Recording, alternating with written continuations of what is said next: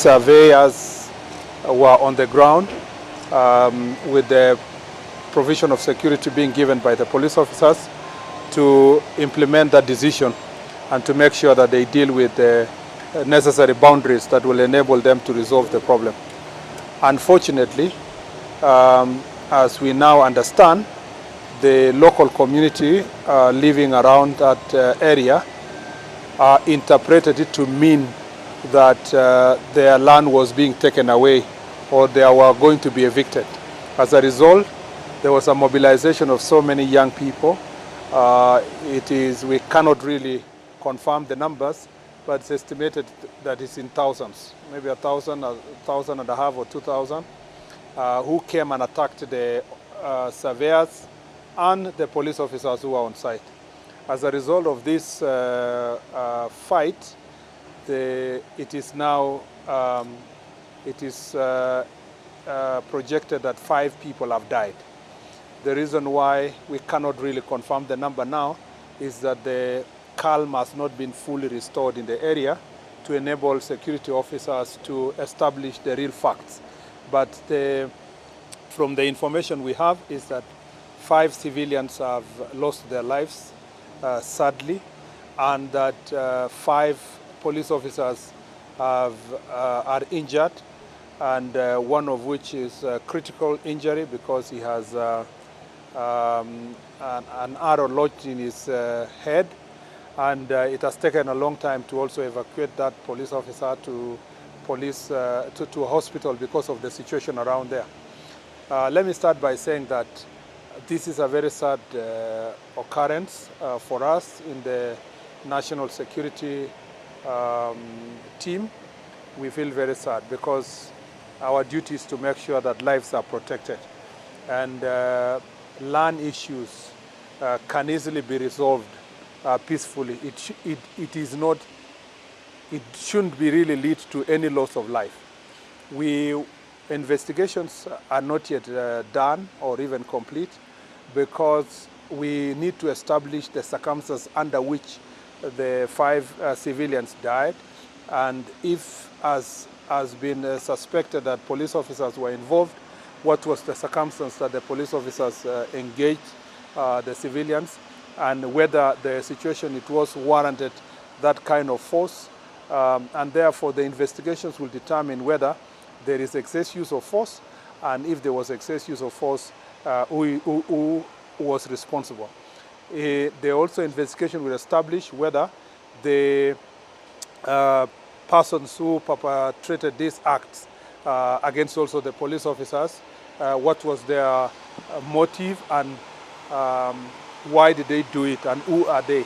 So on both sides we are going to do thorough investigations. We are also going to deal with every person who is involved in inciting violence or using force to resolve issues. So for now, I just want to say our condolences to all the families of those who lost their loved ones. Our sympathies are with all those who are injured, including the police officers, and we pray for quick recovery for everyone who is injured. We have done everything possible to reinforce the security in the area. We will continue doing so over the night because the situation is still volatile. We request with all humility our citizens from that area. We want to assure them that no one under the watch of this administration will be able to take away an inch of any of us citizens' property, none. And therefore there is no need for them to take law into their own hands, because the government of Kenya exists to provide security for citizens and their property.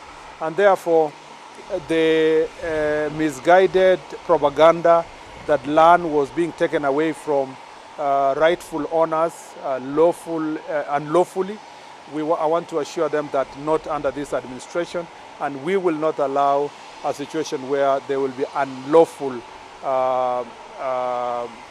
taking of land from any citizen. Therefore, there is no need to fight. There is no need to cause violence. There is no need to barricade police posts. There is no need to attack police officers. And I'd like to also ask our police officers to make sure that in every situation, even as they continue managing this situation, they must restrain themselves and use only reasonable force that is necessary to contain the situation. Probably was here Steve Otieno for the Nation. There was a long court process before this came Yes, through. yeah. Have you reached out to the judiciary perhaps to expedite the case following this, and what stage had the court case reached before they opted for arbitration? Unfortunately, from us in the security sector, we haven't really been following the detail of the case. So ours is confined to law and order. But the information they're trickling in is that the already court process had advanced to the stage of arbitration. And I am also told, which information I can't really confirm, that there was a consent recorded that to enable settlement of this problem. The surveyors, as I understand, went there as a result of this consent to help these communities get resettled. So I think the real problem in this situation is the misunderstanding, the fear that land was being taken away. If there was no such fear, then I don't think citizens would have attacked police officers or the surveyors, which I insist now here and request citizens that let's do this through peaceful means, and that land is a fixed asset. No one can run away with it, so there is no need to kill or to fight over it. I want to request them to go back to their homes and then to give us the space to now convene a meeting that we can listen to the concerns they have, not in the environment that violence is prevailing. And the police officers are really in a very awkward situation because they did not go there to take anybody's land. They went there to at least help resolve the problem. They went there also to support the surveyors to do their job, just the way they are supporting all other departments of government to do their job. Unfortunately, they find themselves in this situation, and in the process of responding, we now find ourselves in a situation where we have to investigate what exactly happened and who really committed what kind of a crime. So I really feel very sad. Losing 5 lives, 6, 7, 10, or whatever lives is serious. I mean, losing one life is very serious, but needlessly losing 5 lives and then discover later it was just based on a propaganda, it is unbelievable. It is really sad. For us who have come from Kerio Valley, they are dealing with banditry.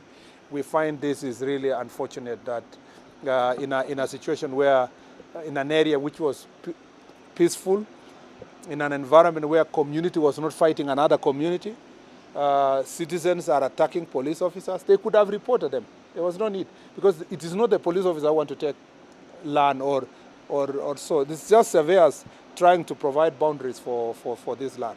I am also told that about 6 vehicles have been burned.